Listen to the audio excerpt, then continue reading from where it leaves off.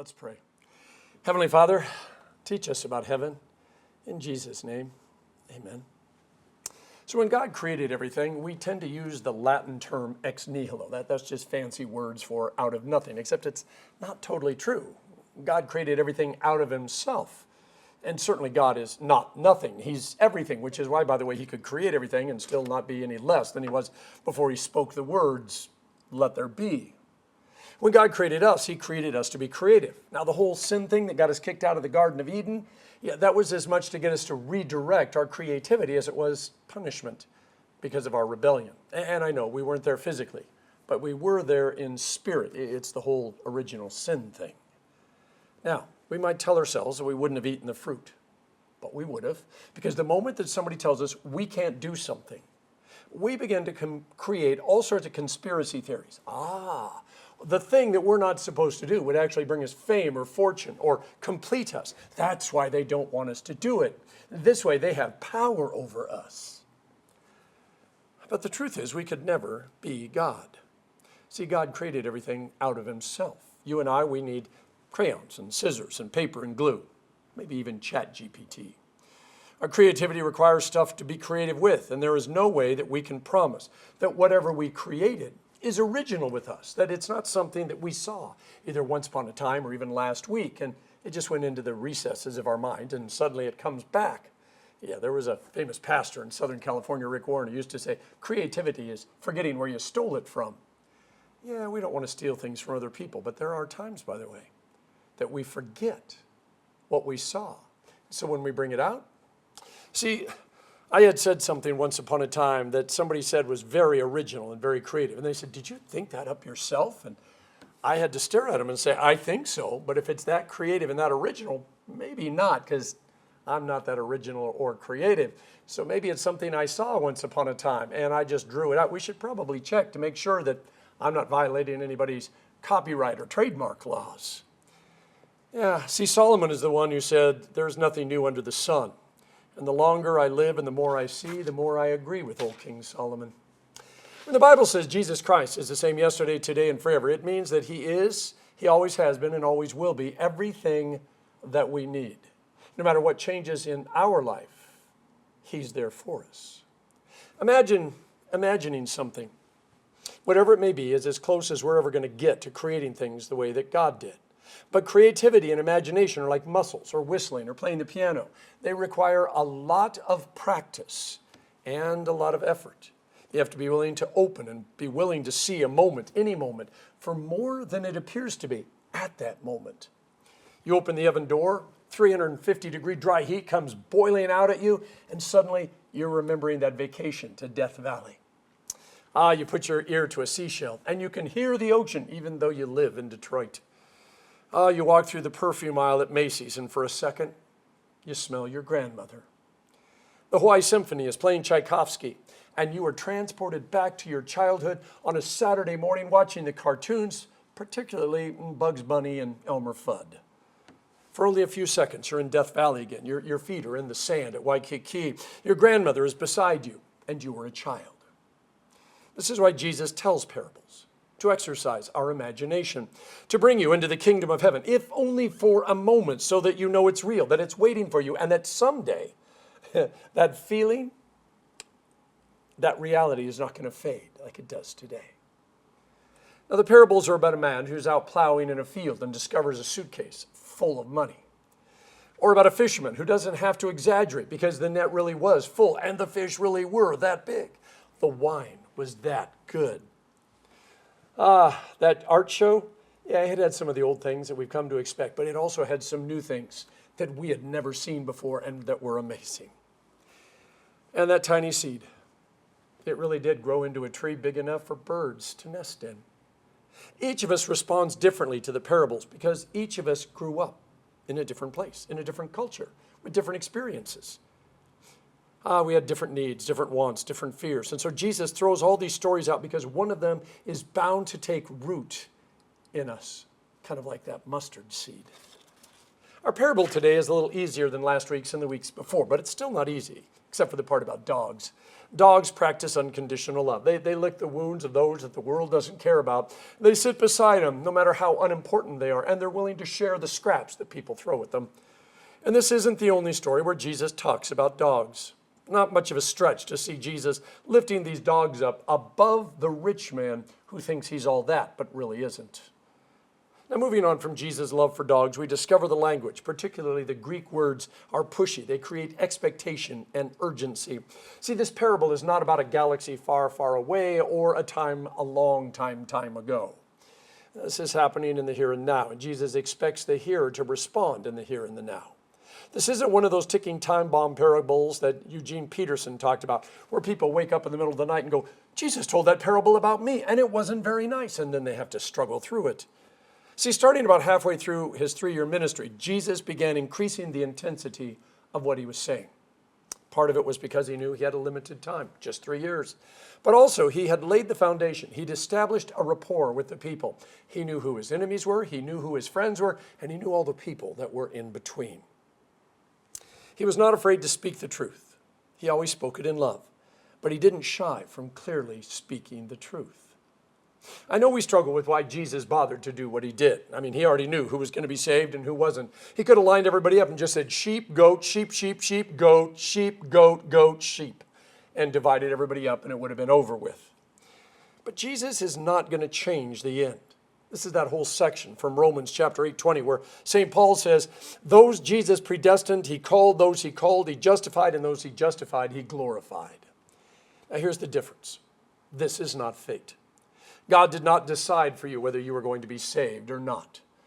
God isn't like that. See, when I say that you made the choices that lead to whatever is going to happen at the end, I'm not saying that you chose to believe in Jesus. You can't. I can't. Jesus said, I chose you. You didn't choose me. We can't choose Jesus, but we can reject him. And I know that sounds a lot like the same thing, but it really isn't. See, we only have one ability, and that's to deny God's love and grace. That's not the same as choosing something that's already ours because of God's love and mercy. And so we gradually see Jesus increasing the tempo of his teachings. He takes us from the introductory to the 101, 201, 301, 401, and even the graduate levels. Everything that needs to be said and done is said and done. There are no excuses. Now, we all know someone who has everything, and they know they have everything. And sometimes we envy them. Often, sometimes, by the way, they actually do good. You know, they throw a fundraiser here. They contribute to a worthy cause. They give a nice little Christmas gift to all the minimum wage workers that made them their fortunes. They have access to places we can only dream about. Politicians and famous people are on their speed dial. And the closest we're ever going to get to them is standing outside their gate taking a selfie of their beautiful mansion and manicured lawn with the Ferrari on this side and the Lamborghini on this side. Now, reading the story today, the only thing the rich man and Lazarus have in common is a gate. The rich man walks through it to his palace. Lazarus is laid outside, suffering. The gate both brings them together and separates them. Now, the contrast between the two is worlds apart. The rich man is covered with purple and linen. Lazarus is covered with sores. The rich man has a personal chef. Lazarus longs to eat the scraps that get thrown out and probably is nice enough to share with the dog that's licking his sores. Please note, Jesus' problem is not the rich man's wealth. It's his indifference to the suffering that is taking place right outside of his gate. Something, by the way, that the rich man actually could have done something about. And one of the paradoxes of the human condition is us being drawn into stories of sacrifice and good deed doing, but also our reaction to those stories. See, go to any social media site, and there are hundreds and thousands of stories of a poor, dedicated individual who risks everything to confront the evil, uncaring boss. And even though it's a make-believe story, or just greatly exaggerated, the responses are intense. They just keep going and going, except for the one, by the way, it says, I tripled my income in 3 months, and here's how you click here. Yeah, we don't do that. People love to cheer on the underdog. They want to see good triumph. They will exhaust all the emoticons to tell people how deeply they feel about this injustice. But emoticons and likes and long-winded mini-sermons in the response column are not enough. That's why Jesus kept upping the volume level of his sermons. Most of us cannot solve the world's problems by ourselves. We're not billionaires. We're not heads of state. We don't run huge armies of humanitarian do-gooders. And Not only do we feel paralyzed because we can't seem to do much, we are also a little frustrated when the billionaires and the heads of state and the heads of those humanitarian armies don't seem to make a dent in the suffering of our world. Which is why we use all the emoticons and likes and long-winded mini-sermons in the comment sections. We've got to feel like we've done something, even if what we've done really is nothing. Jesus brings the entire homeless, houseless, poverty, social injustice issue down to just two people, Lazarus and an unnamed rich guy who happens to live in a gated community. In this world, what separates them is only a few inches thick, however thick the gate and the walls were. What separates them in death is beyond our ability to measure. We tend to place value on people according to their wealth, their power, their influence, their popularity. We either love them or hate them because of it. For some, it causes us to violate the 9th and 10th commandments. That's that whole coveting thing, Ooh, if only. We see those who have everything in this world and want to be like them. It's not so much I'll sell my soul in order to get what they have, as it is I'll walk the fine line between faith and doing whatever I need to have at least most of what they have. At least that's the way it always starts off, which is why Jesus is warning us about all the things that he's warning us about. Now, few people believe that life ends in nothingness. Now, they may not know exactly what's going to happen when they die, but they believe that it's more than just nothing. There is no way to prove life after death unless somebody comes back from the dead, and even then we have only their word for what they saw or experienced. In Revelation 21, it says, Jesus will wipe away every tear from their eyes. Death will no longer exist. Grief, crying, and pain will no longer exist because the previous things have passed away. All right. What I'm about to say I can't prove. This is just me talking. But if there is no grief, crying, or pain, then the likelihood of people in heaven being able to see people in hell, or even them seeing their family and friends going through whatever they're going through on this earth, doesn't seem likely. Heaven is heaven. And while fire and brimstone is the preferred description of hell, I'll be honest, I would be in far more pain and anguish if I could, wherever I was at, see my friends and family and others in heaven in all of its glory. You see, that would be far more punishment than anything that fire and brimstone could do to me, because I would know that it is my actions or inactions that left me where I was. Many of us want to believe in second chances for friends and family who died outside the faith. At least we think they did, because none of us know the heart. Jesus is addressing this hope, and it's pretty clear it's not going to happen. This life and everything in it either becomes everything for you, or it becomes just the appetizer that leads you to want heaven in the most amazing possible way. When Abraham says to the rich man, if they didn't listen to Moses and the prophets, neither are they going to be convinced, even if somebody rises from the dead. Everybody reading this would have gotten the inside joke, because by the time St. Luke writes the gospel, Jesus has died and risen again, and Easter has become the foundation of the new church. When Jesus appears to his disciples, he says, these are my words. Words I spoke to you while I was still with you, that everything written about me in the law of Moses and the prophets and the Psalms had to be fulfilled. Then he opened their minds to understand the scriptures. And he said to them, thus it is written, that the Messiah is to suffer and to rise from the dead on the third day, and repentance and forgiveness of sins is to be proclaimed in his name to all nations, beginning in Jerusalem. Now, Jesus is the God who goes to hell and back for you and for the rest of the world. Jesus' death on the cross is where our greatest need is met by God's mercy and love. Jesus holds his arms open. He holds them open to you. And by the way, it's not about how much money you have, how much influence you exert, how many likes you got. It's about you, a child of God, unique and unreproducible, finally discovering what God had in mind for you all along before sin tried to rip it away from you, but which the cross was able to restore, because you're a redeemed child of God. Can you see what Jesus is sharing with us?